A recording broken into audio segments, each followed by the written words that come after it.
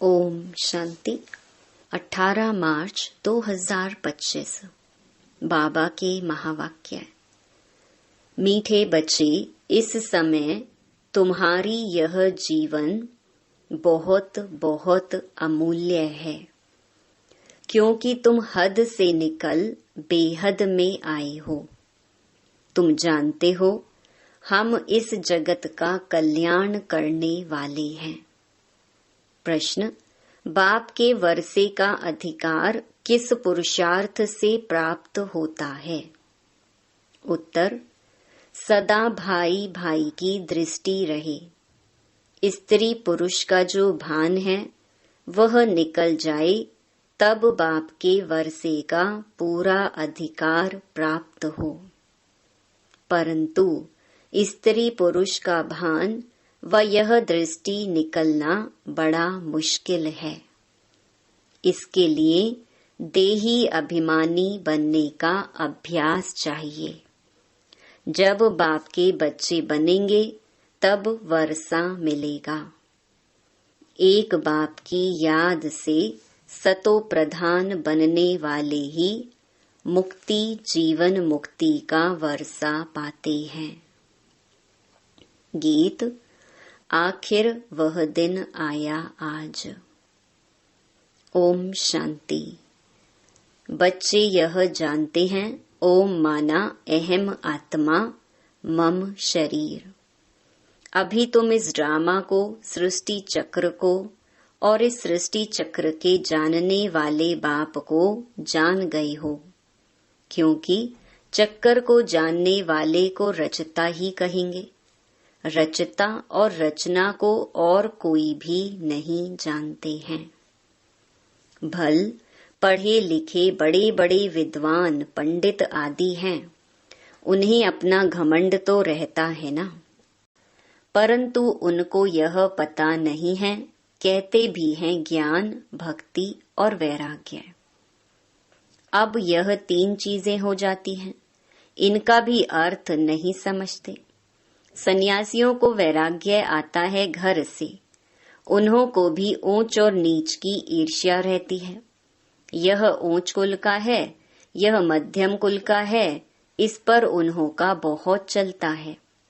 कुंभ के मेले में भी उन्हों का बहुत झगड़ा हो पड़ता है कि पहले किसकी सवारी चले।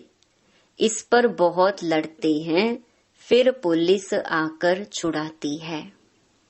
तो यह भी देह अभिमान हुआ ना। दुनिया में जो भी मनुष्य मात्र हैं, सब हैं देह अभिमानी। तुमको तो अब देही अभिमानी बनना है। बाप कहते हैं देह अभिमान छोड़ो, अपने को आत्मा समझो। आत्मा ही पतित बनी है, उसमें खाद पड़ी है। आत्मा ही सतो प्रधान तमो प्रधान बनती है। जैसी आत्मा वैसा शरीर मिलता है। श्री कृष्ण की आत्मा सुंदर है तो शरीर भी बहुत सुंदर होता है। उनके शरीर में बहुत कशिश होती है, पवित्र आत्मा ही कशिश करती है। लक्ष्मी नारायण की इतनी महिमा नहीं है जैसे श्री कृष्ण की है, क्योंकि श्री कृष्ण तो पवित्र छोटा बच्चा है। यहाँ भी कहते हैं छोटा बच्चा और महात्मा एक समान है।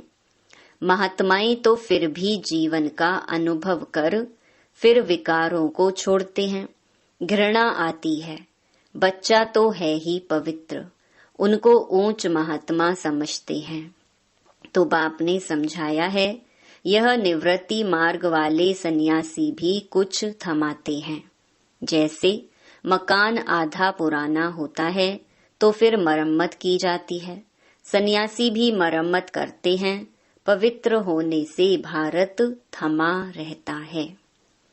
भारत जैसा पवित्र और धनवान खंड और कोई हो नहीं सकता। अब बाप तुमको रचता और रचना के आदि मध्य अंत की स्मृति दिलाते हैं, क्योंकि यह बाप भी है, टीचर भी है, गुरु भी है। गीता में श्री कृष्ण भगवानुवाच लिख दिया है, उनको कभी बाबा कहेंगे क्या, अथवा पतित पावन कहेंगे क्या। जब मनुष्य पतित पावन कहते हैं तो श्री कृष्ण को याद नहीं करते, वह तो भगवान को याद करते हैं, फिर कह देते पतित पावन सीताराम, रघुपति राघव राजा राम। कितना मुंझारा है। बाप कहते हैं मैं तुम बच्चों को आकर यथार्थ रीति सभी वेदों शास्त्रों आदि का सार बताता हूँ।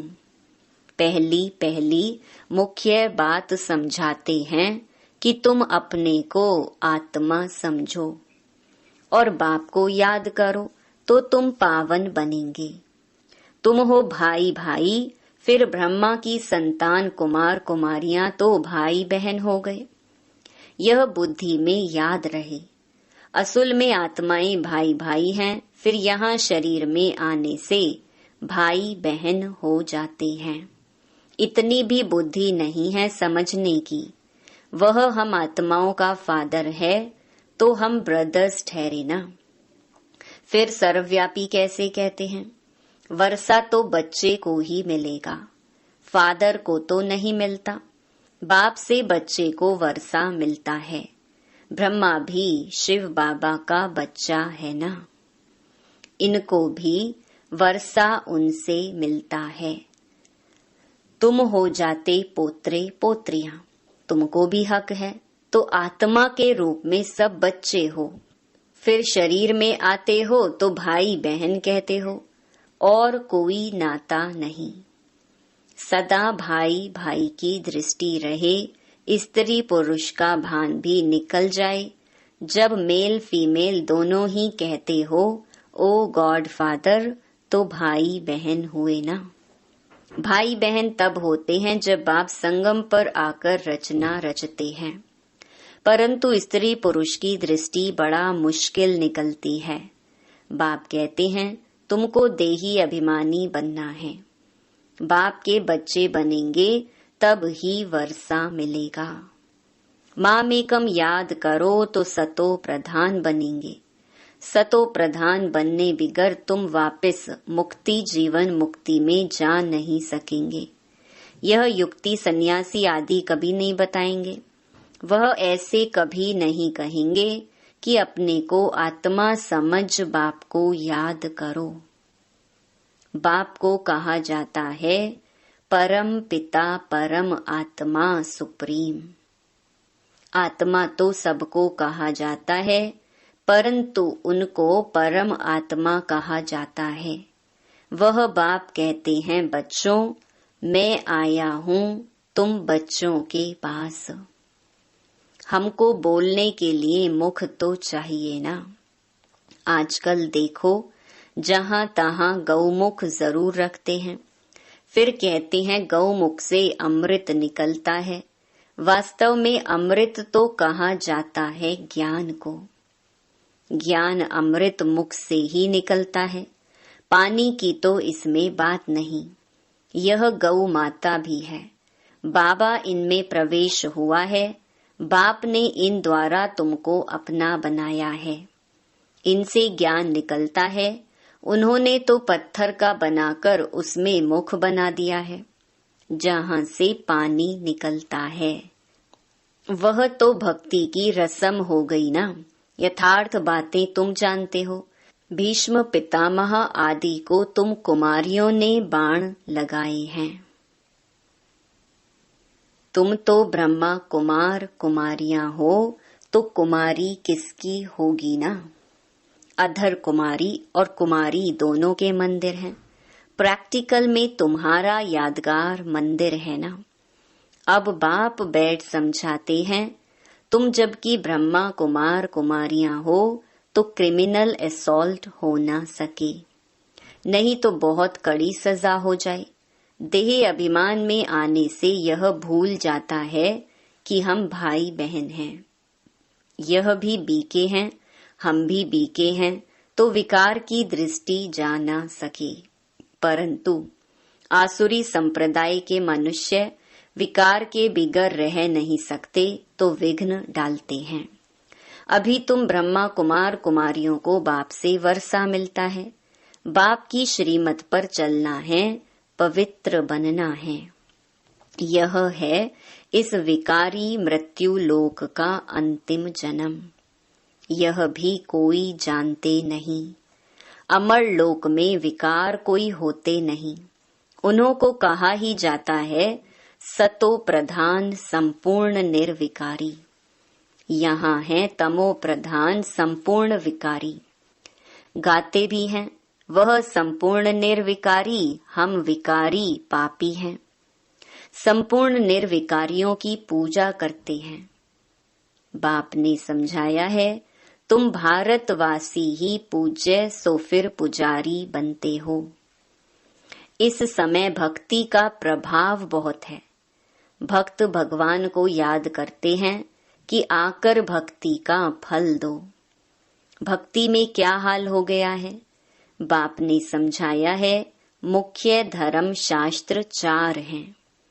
एक तो है डेटिज्म, इसमें ब्राह्मण देवता क्षत्रिय तीनों ही आ जाते हैं। बाप ब्राह्मण धर्म स्थापन करते हैं। ब्राह्मणों की चोटी है संगम युग की। तुम ब्राह्मण अभी पुरुषोत्तम बन रहे हो। ब्राह्मण बने फिर देवता बनते हो। वह ब्राह्मण भी हैं विकारी। वह भी इन ब्राह्मणों के आगे नमस्ते करते हैं। ब्राह्मण देवी देवता नमः कहते हैं क्योंकि समझते हैं वह ब्रह्मा की संतान थे। हम तो ब्रह्मा की संतान नहीं हैं। अभी तुम ब्रह्मा की संतान हो, तुमको सब नमः करेंगे। तुम फिर देवी देवता बनते हो। अभी तुम ब्रह्मा कुमार कुमारियां बने हो, फिर बनेंगे देवी कुमार कुमारियां। इस समय तुम्हारी यह जीवन बहुत बहुत अमूल्य है, क्योंकि तुम जगत की माताएं गाई हुई हो। तुम हद से निकल बेहद में आए हो। तुम जानते हो हम इस जगत का कल्याण करने वाले हैं, तो हर एक जगत अम्बा जगत पिता ठहरे। इस नरक में मनुष्य बड़े दुखी हैं। हम उनकी रूहानी सेवा करने आए हैं। हम उन्हों को स्वर्गवासी बनाकर ही छोड़ेंगे। तुम हो सेना, इनको युद्ध स्थल भी कहा जाता है। यादव कौरव और पांडव इकट्ठे रहते हैं। भाई भाई है ना। अब तुम्हारी युद्ध भाई बहनों से नहीं, तुम्हारी युद्ध है रावण से। भाई बहनों को तुम समझाते हो मनुष्य से देवता बनाने लिए, तो बाप समझाते हैं देह सहित देह के सब संबंध छोड़ने हैं। यह है पुरानी दुनिया। कितने बड़े बड़े डैम कनाल्स आदि बनाते हैं, क्योंकि पानी नहीं है। प्रजा बहुत बढ़ गई है। वहां तो तुम रहते ही बहुत थोड़े हो। नदियों में पानी भी ढेर रहता है, अनाज भी बहुत होता है। यहाँ तो इस धरती पर करोड़ों मनुष्य हैं। वहाँ सारी धरनी पर शुरू में 9-10 लाख होते हैं और कोई खंड होता ही नहीं।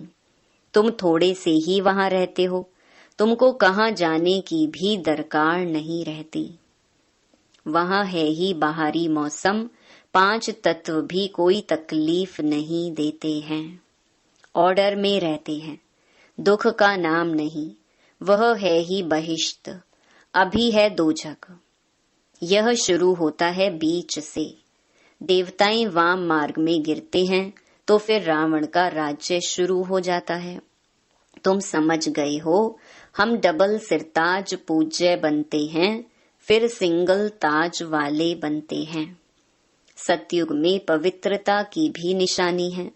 देवताएं तो सब हैं पवित्र, यहाँ पवित्र कोई है नहीं। जन्म तो फिर भी विकार से लेते हैं ना, इसीलिए इसे भ्रष्टाचारी दुनिया कहा जाता है। सतयुग है श्रेष्ठाचारी, विकार को ही भ्रष्टाचार कहा जाता है। बच्चे जानते हैं सतयुग में पवित्र प्रवृत्ति मार्ग था, अब अपवित्र हो गए हैं। अब फिर पवित्र श्रेष्ठाचारी दुनिया बनती है। सृष्टि का चक्र फिरता है ना। परम पिता परमात्मा को ही पतित पावन कहा जाता है। मनुष्य कह देते हैं भगवान प्रेरणा करता है। अब प्रेरणा माना विचार, इसमें प्रेरणा की तो बात ही नहीं। वह खुद कहती हैं हमको शरीर का आधार लेना पड़ता है। मैं बिगर मुख के शिक्षा कैसे दूं? प्रेरणा से कोई शिक्षा दी जाती है क्या? भगवान प्रेरणा से कुछ भी नहीं करते हैं। बाप तो बच्चों को पढ़ाते हैं, प्रेरणा से पढ़ाई थोड़ी हो सकती है। सिवाय बाप के सृष्टि के आदि मध्य अंत का राज कोई भी बता न सके। बाप को ही नहीं जानते हैं। कोई कहते लिंग है, कोई कहते अखंड ज्योति है, कोई कहते ब्रह्म ही ईश्वर है। तत्व ज्ञानी ब्रह्म ज्ञानी भी है ना। शास्त्रों में दिखा दिया है 84 लाख योनियां। अब अगर 84 लाख जन्म होते तो कल्प बहुत बड़ा चाहिए, कोई हिसाब ही निकाल ना सके। वह तो सतयुग को ही लाखों वर्ष कह देते हैं। बाप कहते हैं सारा सृष्टि चक्र ही 5000 वर्ष का है। 84 लाख जन्मों के लिए तो टाइम भी इतना चाहिए ना। यह शास्त्र सब हैं भक्ति मार्ग के। बाप कहते हैं मैं आकर तुमको इन सब शास्त्रों का सार समझाता हूँ। यह सब भक्ति मार्ग की सामग्री है। इनसे कोई भी मेरे को प्राप्त नहीं करते। मैं जब आता हूँ तब ही सबको ले जाता हूँ। मुझे बुलाते ही हैं, हे पतित पावन आओ। पावन बनाकर हमको पावन दुनिया में ले चलो। फिर ढूंढने के लिए धक्के क्यों खाते हो? कितना दूर दूर पहाड़ों आदि पर जाते हैं। आजकल तो कितने मंदिर खाली पड़े हैं, कोई जाता नहीं है। अभी तुम बच्चे ऊंच ते ऊंच बाप की बायोग्राफी को भी जान गए हो। बाप बच्चों को सब कुछ देकर फिर 60 वर्ष बाद वानप्रस्थ में बैठ जाते हैं। यह रस्म भी अब की है। त्योहार भी सब इस समय के हैं। तुम जानते हो अभी हम संगम पर खड़े हैं। रात के बाद फिर दिन होगा। अब तो घोर अंधियारा है। गाते भी हैं ज्ञान सूर्य प्रगटा, अज्ञान अंधेर विनाश। तुम बाप को और रचना के आदि मध्य अंत को अब जानते हो। जैसे बाप नॉलेजफुल है, तुम भी मास्टर नॉलेजफुल हो गए। तुम बच्चों को बाप से वर्षा मिलता है बेहद के सुख का। लौकिक बाप से तो हद का वर्षा मिलता है, जिससे अल्पकाल का सुख मिलता है, जिनको सन्यासी काग विष्टा समान सुख कह देते हैं। वह फिर यहाँ आकर सुख के लिए पुरुषार्थ कर न सके। वह है ही हठ योगी, तुम हो राज योगी। तुम्हारा योग है बाप के साथ, उन्हों का है तत्व के साथ। यह भी ड्रामा बना हुआ है। अच्छा, मीठे मीठे सिकिलधे बच्चों प्रति मात पिता बाप दादा का याद प्यार और गुड मॉर्निंग। रूहानी बाप की रूहानी बच्चों को नमस्ते। धारणा के लिए मुख्य सार। पहला, पावन बनने के लिए हम आत्मा भाई भाई हैं, फिर ब्रह्मा बाप की संतान भाई बहन हैं। यह दृष्टि पक्की करनी है। आत्मा और शरीर दोनों को ही पावन सतो प्रधान बनाना है। देह अभिमान छोड़ देना है। दूसरा, मास्टर नॉलेजफुल बन सभी को रचता और रचना का ज्ञान सुनाकर घोर अंधियारे से निकालना है। नरकवासी मनुष्यों की रूहानी सेवा कर स्वर्गवासी बनाना है। वरदान, मास्टर ज्ञान सागर बन ज्ञान की गहराई में जाने वाले अनुभव रूपी रत्नों से संपन्न भव। जो बच्चे ज्ञान की गहराई में जाते हैं वे अनुभव रूपी रत्नों से संपन्न बनते हैं। एक है ज्ञान सुनना और सुनाना, दूसरा है अनुभवी मूरत बनना। अनुभवी सदा अविनाशी और निर्विघ्न रहते हैं। उन्हें कोई भी हिला नहीं सकता। अनुभवी के आगे माया की कोई भी कोशिश सफल नहीं होती। अनुभवी कभी धोखा नहीं खा सकते। इसीलिए अनुभवों को बढ़ाते हुए हर गुण के अनुभवी मूर्त बनो। मनन शक्ति द्वारा शुद्ध संकल्पों का स्टॉक जमा करो। स्लोगन: फरिश्ता वह है जो देह के सूक्ष्म अभिमान के संबंध से भी न्यारा है। अव्यक्त इशारे: सत्यता और सभ्यता रूपी कल्चर को अपनाओ। संपूर्ण सत्यता भी पवित्रता के आधार पर होती है।